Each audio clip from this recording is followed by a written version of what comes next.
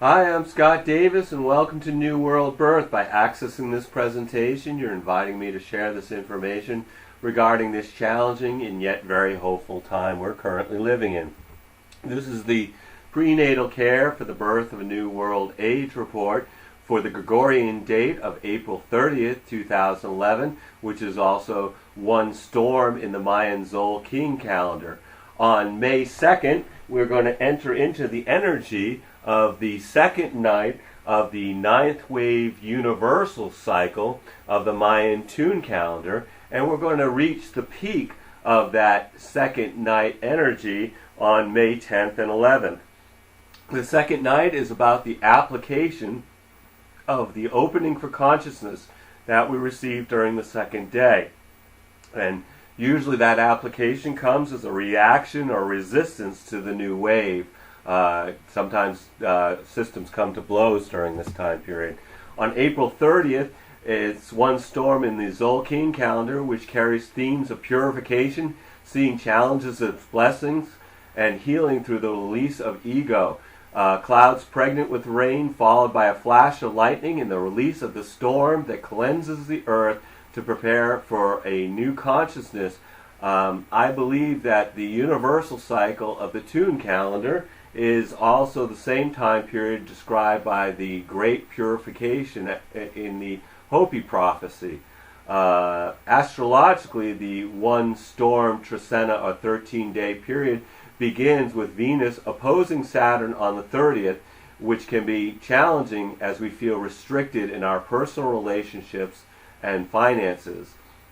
On May 1st, Mars merges with Jupiter, which will increase the desire for freedom and adventure. The Taurus New Moon occurs on the 3rd, with Mercury and Venus and Aries moving towards merging, which will be exact on the 9th. So this new moon tells us to make sure we're committed in following through on any verbalized intentions related to love and devotion. On May 11th, Mercury will join with Jupiter for the third time, which should bring about the completion of a cosmic course correction that began March 15th and made further adjustments on April 11th, pushing us out of our comfort zone to consider the possibilities that were not in our awareness prior to this transit. This is all happening during the peak of this second night of the ninth wave, and one of the things I want to mention is the major transit that we're going to experience during this ninth wave and afterward is Pluto in Capricorn, transforming governments and financial structures as in a challenging square to Uranus and Aries, bringing chaotic and revolutionary change to move us out of our comfort zone so that our authentic selves can awaken. To quote Joseph Campbell, opportunities to find deeper powers within ourselves come when life seems most challenging. I believe that this universal cycle opening for consciousness is the most challenging cycle since the Big Bang created our universe.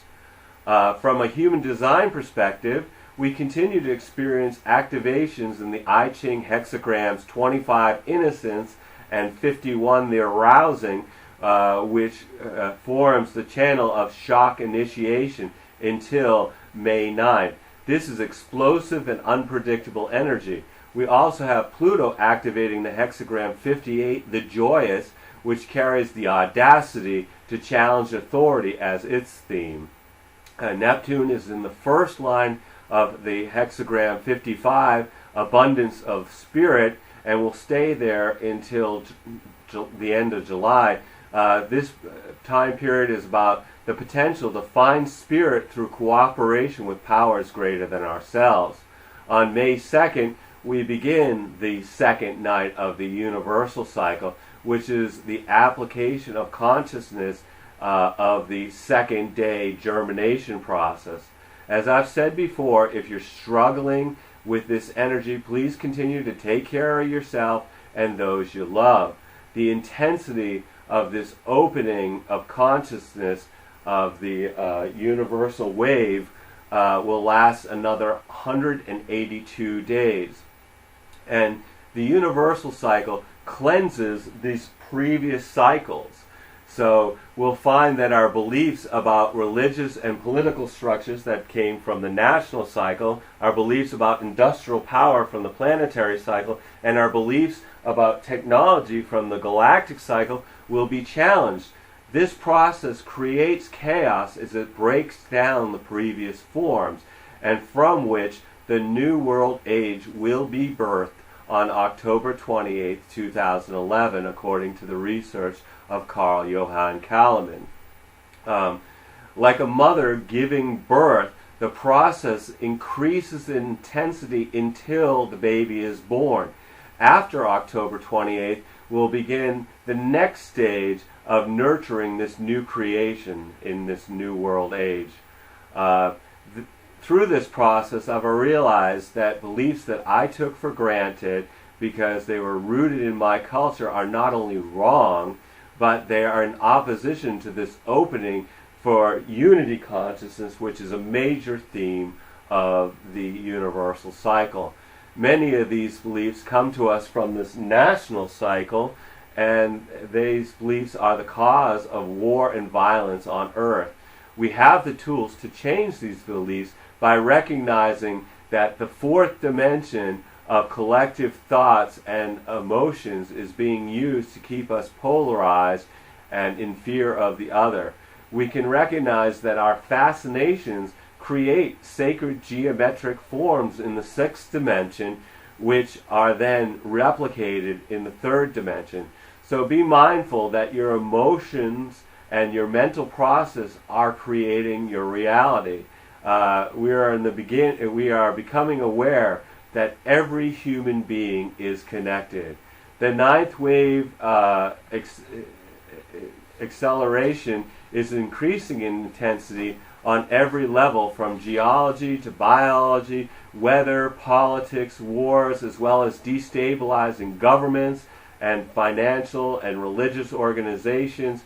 It's important to recognize that we are moving away from a global marketplace and to invest in your local communities and ecosystems.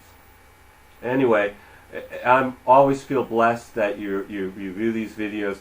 I want to thank you for checking out New World Birth. The next segment of prenatal care for the birth of a new world age will be on May 13th for One Road and the completion of the second night cycle, and we will begin the third day cycle, and we'll cover that during that report. Anyway, I feel blessed that you checked this out. I hope that you'll come and visit us on the Facebook page or on the YouTube page for New World Birth. You're always invited to email me at newworldbirth@yahoo.com. And honestly, from my heart, the light in me honors the light in you. Namaste.